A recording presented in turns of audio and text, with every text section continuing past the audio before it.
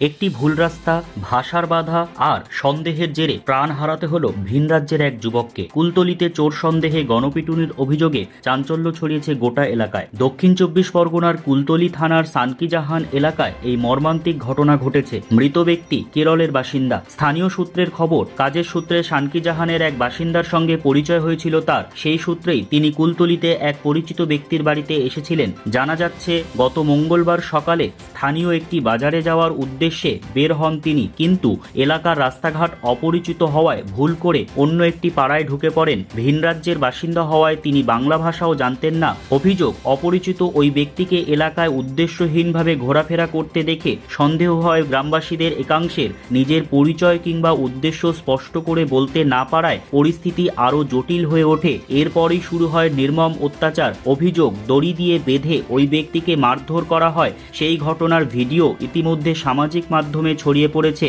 খবর পেয়ে ঘটনাস্থলে পৌঁছায় কুলতলি থানার পুলিশ এবং কেন্দ্রীয় বাহিনীর সদস্যরা।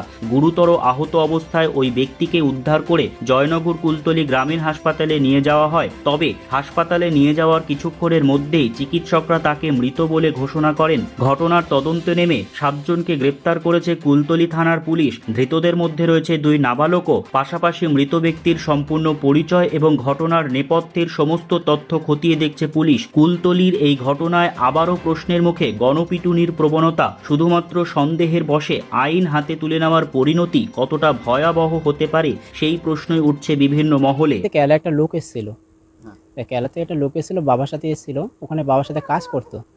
তো এখানে আসার পরে বাজারে বাবা মার সাথে বাজারে যায় বাজার করতে। এসে ওখান থেকে রাস্তাগুলো অন্য রাস্তা দিয়ে ঢুকে যায় ওই লোকটা।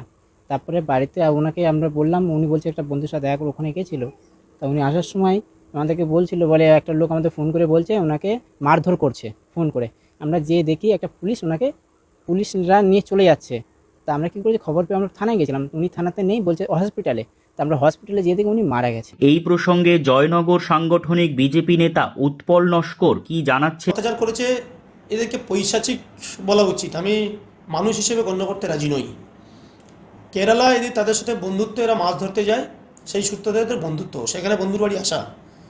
তারপরের যেটুকু আমি শুনেছি বা ভিডিওতে যেটা দেখলাম, যে নারকীয় ঘটনা এবং তাকে হত্যা করা হয়েছে।